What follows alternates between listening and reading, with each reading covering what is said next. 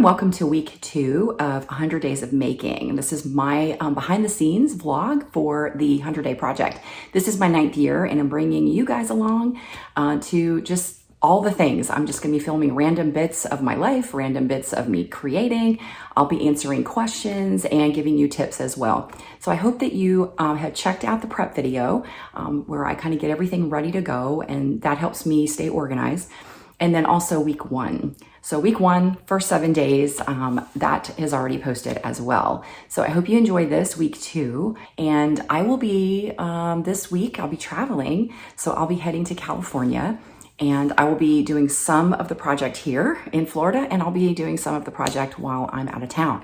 And I'll be bringing you along for that as well. You'll get to meet my friend Susan. So I'm gonna have to be a little bit more organized than normal, but I hope that you will enjoy all the little bits and pieces of me creating and working here in Florida, and also working and creating over in California, which is where I'll be, one coast to the next coast.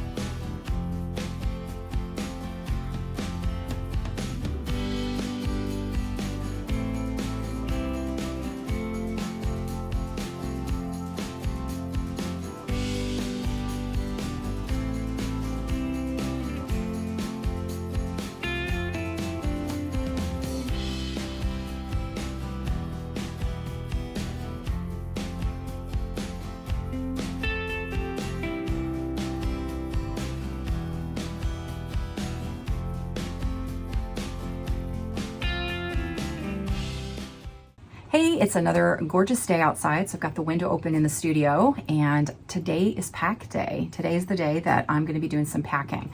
The audio might sound a little because I'm keeping this very organic and very real and unpolished. So I can hear some birds. I don't know if you'll end up hearing the birds as loudly as me, but it's very much getting to be spring down here in Florida. So the birds are making quite the racket.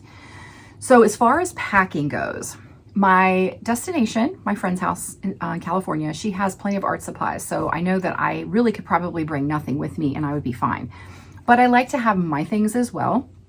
So my preference is to use an assortment of zipper pouches. I don't use very many. I usually, I have 2 flat ones that I really like. And these are great for putting like papers, and I'll put probably the photos and the negatives. And then I have another one that's, this one's great for fabric bits. So I have 3 that I use primarily. I might take a 4th one, just depends on how many things I want to bring with me. And then I have another one that I use for my tools. And I don't know where it is. I need to look for it.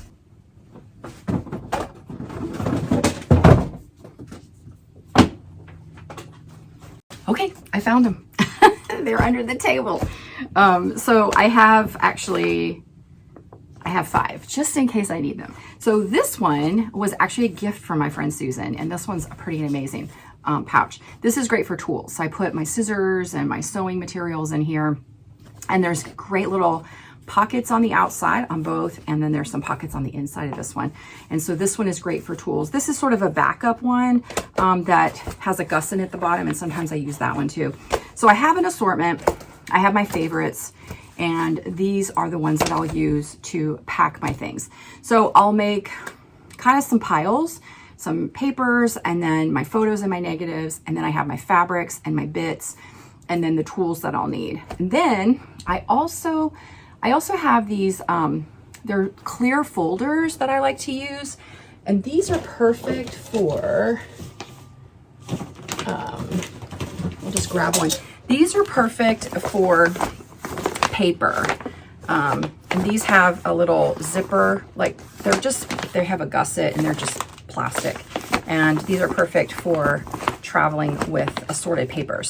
So I'll go through my papers as well, because there are going to be papers that I'm going to want to bring with me. And then I'll pack those as well in one of these. And this fits nicely in my suitcase, and then my pouches can fit in. And I'll take probably one of these, maybe the small one, I'm not sure.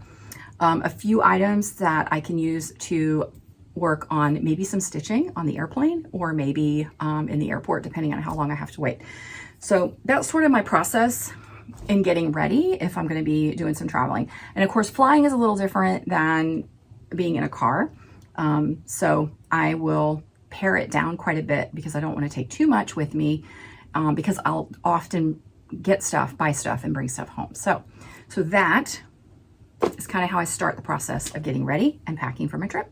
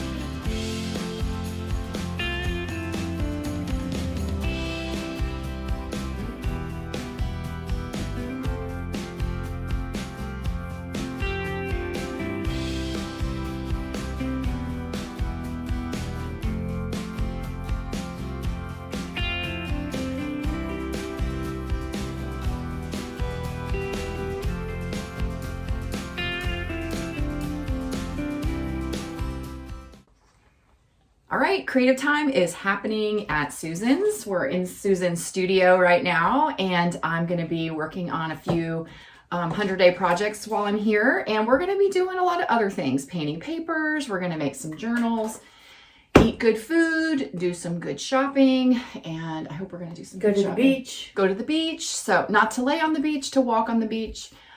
So here's a little behind the scenes of where I'll be creating over the next week. So anyway, I'm so happy to be here.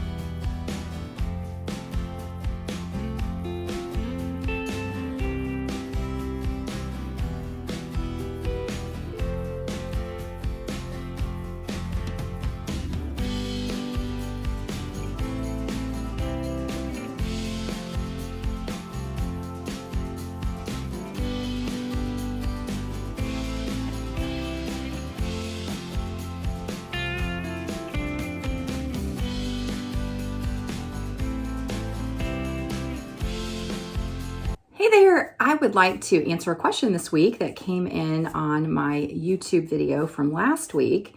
And the question was, although your embellish bits are small, when you're making 100 things, how do you typically store them throughout the project? That's a great question. I'm still pretty early in the project, so I don't have quite as many, but there are lots of ways that I like to kind of store them or hold them. And one of the things that I really like to do is have them where I can kind of sort through them whenever I want to, and I can look at them. These are called dough bowls, and dough bowls are just made of wood, and they're kind of vintagey and kind of cool. And I can put them into the dough bowl and I can thumb through them if I want to. So this is a great way to actually store them. So right now they're in a dough bowl. There's also baskets, and sometimes I will even clip them I'm not at home for this segment. I'm actually in California at my friend's house, so I don't have that to show you.